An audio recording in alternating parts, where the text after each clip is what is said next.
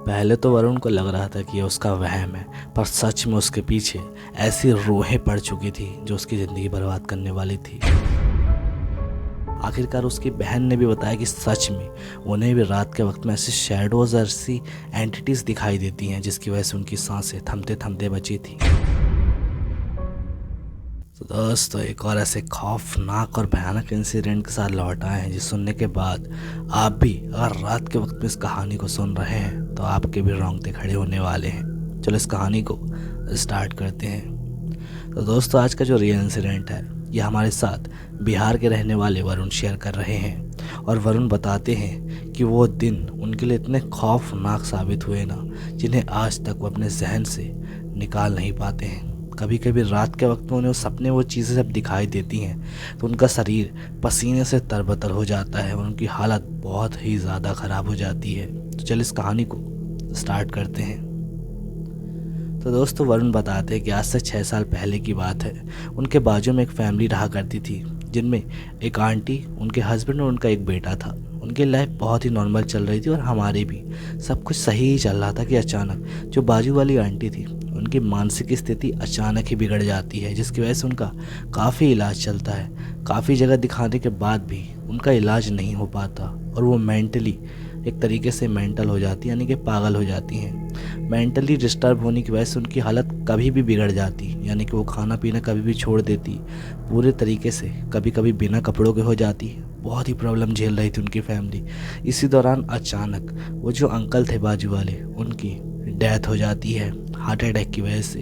ऐसे ही करते करते जो उनका बेटा था आखिरकार वो भी काम करना स्टार्ट कर देता है। जो बाजू वाली आंटी थी उनकी तो मानसिक स्थिति ख़राब ही थी। ऐसे ही करते करते जो बाजू वाली आंटी थी उनकी भी तबीयत बहुत ज़्यादा ख़राब होने लगी। उनका जो बेटा था वो अब काम पर ध्यान दे या अपनी फैमिली पे, वो समझ नहीं पा रहा था। और आखिरकार जो बाजू वाली आंटी थी उनकी हालत ख़राब होते होते एक टाइम ऐसा आया कि उनकी भी डेथ हो गई।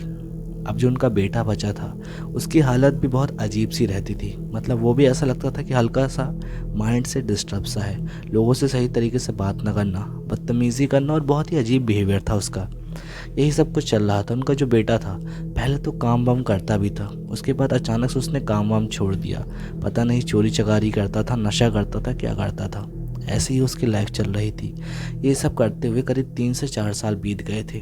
जो वरुण था उसकी ज़िंदगी भी नॉर्मली चल रही थी कि अचानक से एक रात वरुण की फैमिली जब छत में सो रही थी तो उनके बाजू वाले घर से, यानी कि उसी घर से जहाँ पर वो आंटी रहा करती थी, जहाँ पर उनका केवल बेटा ही बचा था, उनके घर से रोने की आवाज़ें सुनाई देने लगती हैं। और केवल उनके यहाँ से ही नहीं, मतलब जो उनको बस सुनाई दे रही थी ना आवाज़, वो केवल उन्हीं को नहीं, उनके सामने जो लोग रहते थे ना वरुण के, उनको भी सुनाई दे रही थी वो आवाज़। इस वजह से ये उनका वहम नहीं था। आखिर उन वरुण की जो फैमिली थी उन्होंने ऊपर जाकर भी देखा कि शायद कोई है तो नहीं जिसके रोने की आवाज़ आ रही हो।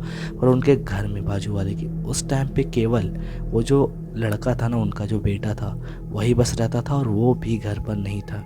तो उनके घर वालों को समझ पाना वरुण के बहुत ही मुश्किल हो रहा था कि रोने की आवाज़ आखिर आ कहाँ से रही है। और जो मोहल्ले वाले थे उन्हें भी उनके घर से रोने की आवाज़ सुनाई दे रही है। और जैसे ही वो जो उनका बेटा था ना बाजू वाली आंटी का, वो आया तो अचानक से वो आवाज़ आना बंद हो गई।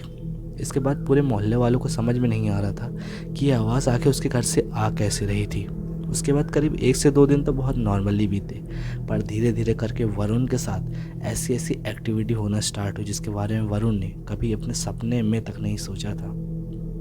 इसके बाद से वरुण को मतलब बहुत ही ज़्यादा नाइटमेट्स आना स्टार्ट हो गए कि जैसे बाजू वाले घर की जो बाउंड्री थी उसके ऊपर से उसे एक हाथ दिखाई देता और एक सिर दिखाई देता जो कि बहुत ब्लैक शेडो टाइप का होता, जिसे देखकर वो इतना ज़्यादा डर जाता कि रात रात को उसकी नींद खुल जाती।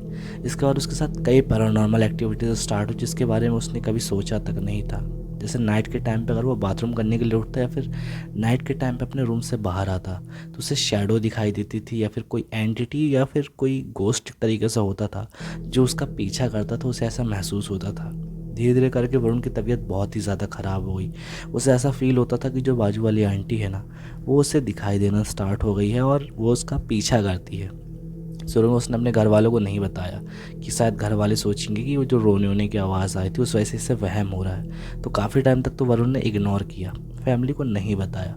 पर धीरे धीरे करके जब ये चीज़ बहुत ज़्यादा बढ़ गई तब आखिरकार वरुण ने अपनी फैमिली को बता ही दिया। उसकी फैमिली ने भी इग्नोर ना करते हुए उसे पास के एक जो झाड़ फूक वाली जगह थी जहाँ पे एक मतलब वो था मुस्लिम कोई सा मंदिर टाइप का, वहाँ पे उसे झाड़ फूक कराने के लिए लेके गए।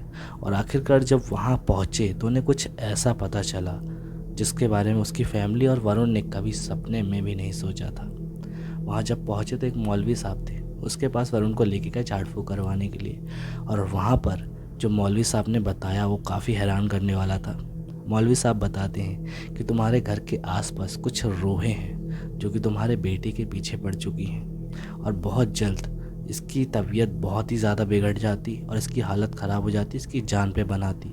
तुम बहुत सही समय पे इसे हमारे पास लेकर आ गए हो। और वरुण के साथ साथ उसकी जो सिस्टर थी ना, उसके साथ भी काफ़ी पैरानॉर्मल एक्टिविटीज़ हो रही थी, लेकिन वो घर वालों को बताती नहीं थी। धीरे धीरे करके मौलवी साहब ने झाड़ फूक करना स्टार्ट की और करीब हर हफ्ते के फ्राइडे को वरुण और उसकी सिस्टर को लेके जाया जाता मौलवी साहब के पास।